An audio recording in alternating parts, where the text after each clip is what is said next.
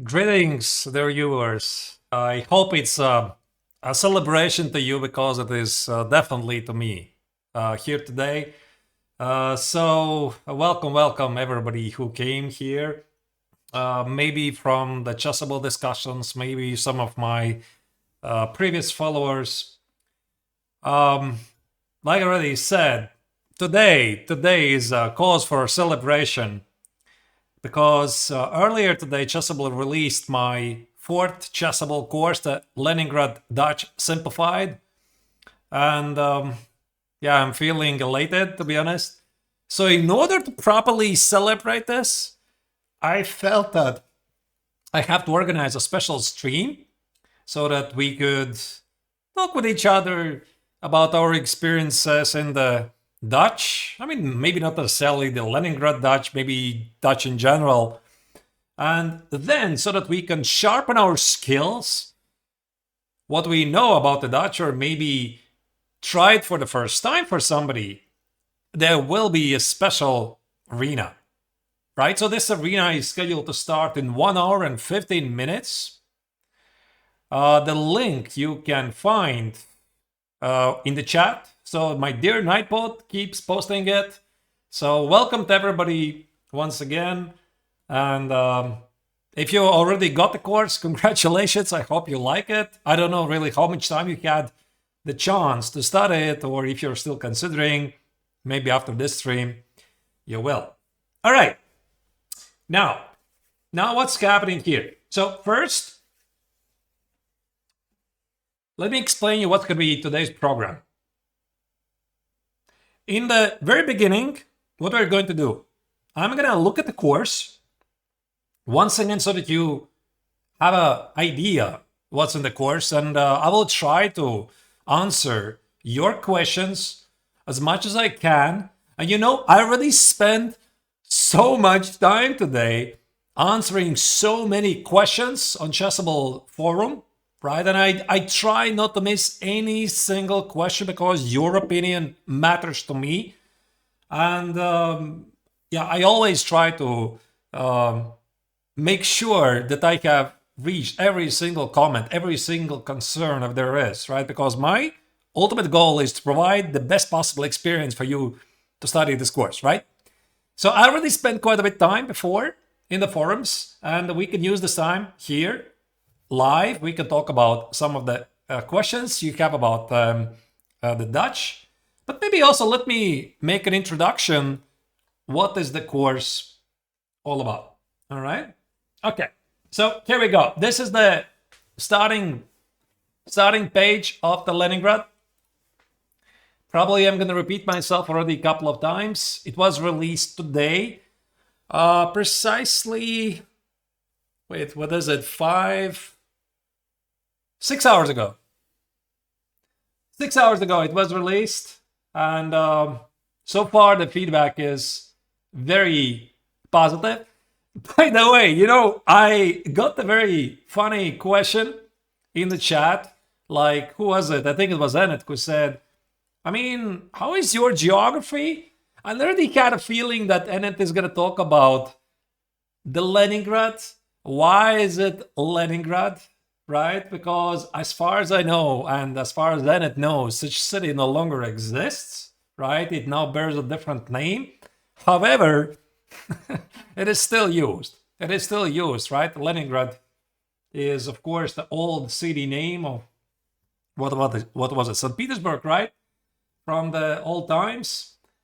And well, the name still remains. It has nothing to do with its location. This is very often regarded as one of the most principled ways how you can play the Dutch. And this is also the reason why I've been recommending this. All right. GMK says, I hate the Dutch when playing d4. You feel uncomfortable whenever black plays f5. You know, GMK, you're not the only one. There's so many players who feel the same. Like, you play d4 because the reputation of d4 is like, I want to get a nice, long-term positional grind, and because essentially the difference between e4 and d4 players is that e4 players are sharp players mostly, right? e4, open Sicilians, crazy French, etc. And c4 is improvisational guys who are just seeking something alternative, but d4 mainly is positional. And when you play against something like d4 Dutch, yeah, it sometimes delivers the shudders, right? Yeah, so the reputation is indeed there. It is a very, very fearsome reputation. It has a very fearsome reputation among many players. Right, let me see some other questions what I've had here. You've only watched the quick starter, you were impressed at, all right, very good to hear that. All right, so what's in the course? Right, what's in the course? So those of you who have already got the course, or maybe you're considering it, you probably already know something. In total, there are 162 trainable variations. And I like it, to be honest, because compared to my previous course, the kings in attack in 100 variations, which at times felt a bit short because, I was really concerned about the size. Am I not going to make it too big? Am I not going to make it too small? But here, I think the size is perfect. It's not too big because I have written 2 lifetime repertoires and I totally can understand your pain, right? Imagine an author delivers a course and he's like, boom, you have 50 hours of video to study, which of course is great. But I mean, 50 hours to study, right? So also the latest trend for Chessable is to deliver smaller courses, and they're even splitting those courses in parts, right? Like, for example, I was releasing the very first course, lifetime repertoire, reverse Sicilian, the second course, lifetime repertoire, con Sicilian, and they had about 50 hours of videos. Now the trend is they're splitting them in at least 3 parts, right? So I think the size is really great. So the total amount, as you can see, it's 12 hours. So if you're really serious and motivated, you can study it like in 1 week. That's it, right? In 1 week. About the actual structure of the course. The structure of the course is as follows, that there's 6 theoretical chapters, right? And I did not ever hide this from the very beginning. I have looked at Mikhail Abel's course, who I think wrote a fantastic course, and I really mean it, because I'm a Leningrad player for about 25 years, maybe even longer, and I really like how he wrote it, right?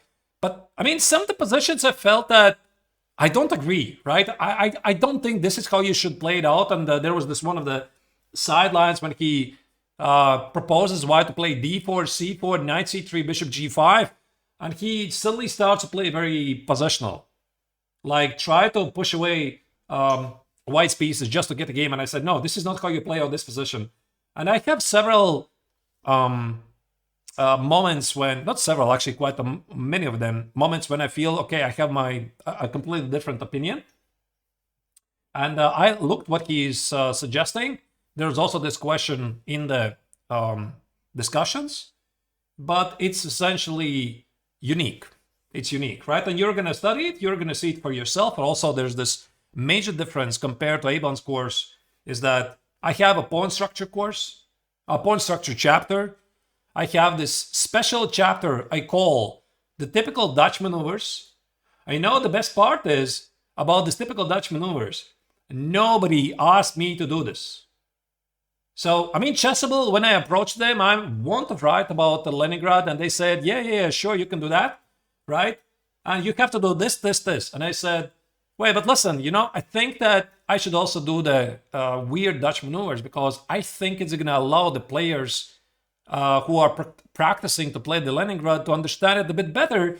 And once I delivered it, they were like saying, yeah, it's a great idea, right? I think that this should be a standard for every next Chessable course, you know? And I think that was like one of the greatest compliments I could get, right? And I think that maybe with this course, I've started a new tradition that with this specific chapter to showcase some of the weird maneuvers, more Chessable courses will feature them, right?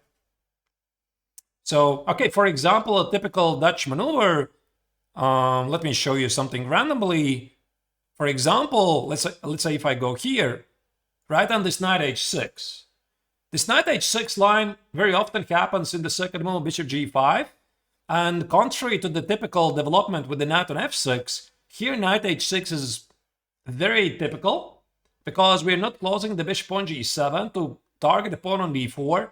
We are not closing the f file because after short castle, we are immediately using the file for dynamic chances. And also sometimes the knight on h6 goes to f5 to challenge the pawn on d4, right? And I felt that I want to show you these moments separately so that you're like treating the Leningrad a bit differently because it requires quite a bit of thinking outside of the box. Would I say Leningrad is better than classical? Give your unbiased opinion. Yes, Rohit, I believe, and this is my honest opinion, I believe the Leningrad is much better than the classical. You know the main reason why? The main reason is that white not always plays c4. So for example, maybe if I would show you in the very beginning so that you understand what I'm talking about. For example, let me I'm not sure if I can actually physically move the pieces. Let's say go here. So one of the main problems, go here. Ah, wait, I cannot do that. Wait, where's the analysis? There's the analysis. I should be able to move it. Oh, wait, I cannot move. Right, f3, f5. Wait, I thought I'm able to execute my moves. Okay, anyway, I hope you can follow me. So for the classical Dutch, white is not always obliged to play d4 and c4 because really good players avoid c4. And why c4 is a good idea to avoid? Click the bottom. Ah, this one. All right.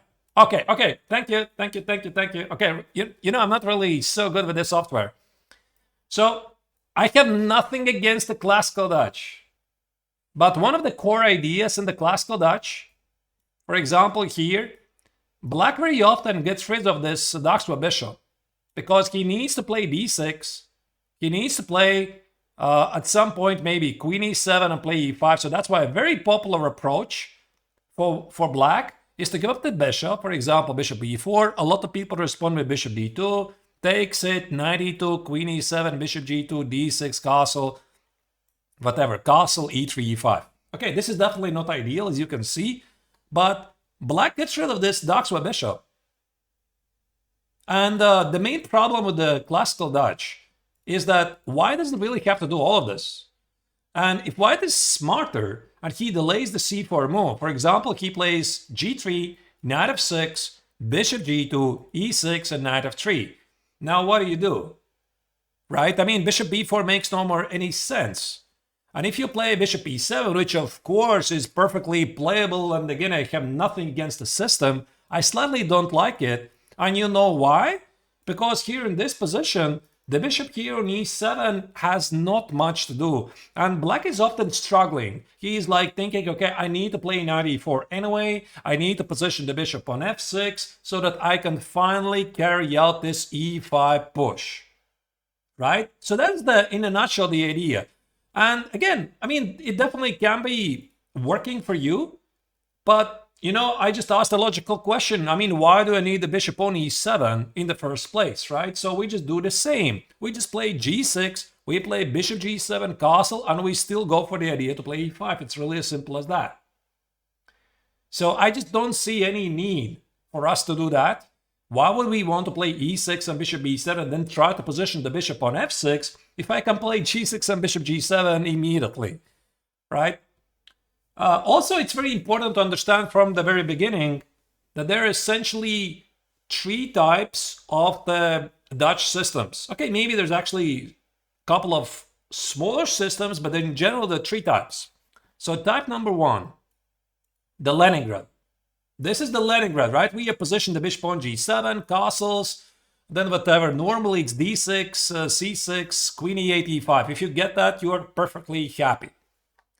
The second system that black has is the classical Dutch, which I believe it's my probably biased opinion that if you get to play c4, bishop b4, probably you're going to be fine. Although there are problems. You know, for example, after c4, bishop b4, white plays knight e2. It's not great. I tell you honestly, it's not really great, right? So maybe you still need to resort yourself to bishop e7. But okay, I mean, still the idea is to play bishop e7, d6 castle. This is the classical Dutch. And finally, there's the stone wall. So the stone wall is e6, for example, knight f3, d5, short castle, bishop d6, c4, c6, etc., etc., etc. I have played this in my childhood. You know, I have tried all kinds of Dutch in my life. So the very beginning when I was playing the Dutch, which was at a kid's level, I really loved the setup with bishop b4 check to get rid of the bishop. Then I tried to position the light square bishop on b7, and ultimately I would play d6, knight e7, and play e5 and be a very happy person. So I tried this, trust me. And then at some point I realized, I mean, not always white is obliged to play c4, and I have difficulties to position my light square bishop on b7. Then I read some books by Botvinnik. So Mikhail Botvinnik, former world champion, he released these 4 tomes, his best games he has ever played. It was in Russian language. I was not really speaking so well Russian, and yet I read it. And he was advocating the stonewall position. The stonewall setup with d5, bishop d6, c6. So I played it a lot. And at some point I realized I don't like it. And then my attention got to the Leningrad system, and I was... okay, I don't really remember. I was maybe 13, 14. So now I'm 41. Yeah, so it's been more than 25 years. And ever since I've been playing it, and until almost Grandmaster level, it was my main weapon with black. You know, it was already getting pretty absurd because I was playing against very good players, classical games, playing the Dutch. They're like, wait, you can't play Dutch at this level. I mean, this is not how you play the classical chess. And I was like, no. I mean, it still works fine. But okay, then I realized that just the Dutch alone is not enough, right? And I added a more solid repertoire. And it was, I don't remember, like maybe 15 years ago or so, when I included the Queen's Indian defense as my primary solid repertoire, because, you know, I thought I cannot regularly play the Leningrad Dutch as my only sole combination, which maybe is the case at the professional level, but I think it's a really wonderful extra weapon. I don't know if you can play that as a solid main weapon. You play nothing else but the Dutch, especially in the today's informational age. But as something extra, fantastic. Totally recommended. And I have talked with many chess professionals about this, and I just asked them, I mean, why are you not playing the Dutch, you know? And normally the answer is, yeah, but can you play that? Sure you can play that, right? I mean, if Hikaru Nakamura has been playing this at the highest level for many years, I mean, we definitely can play that, right? So I feel it's been kind of neglected. But I like it. So Rocket says you're 2500 blitz and you're playing classical all your life. It improved your resourcefulness and playing worse positions. Yeah, maybe. We are also getting used to get slightly worse positions after the opening. But I mean, the Leningrad is all about the dynamics, right? And I think that in case you're considering yourself, should you play the Leningrad yourself or not? Just ask yourself this question. What do you do against the e4? Do you like the positions that you get e4?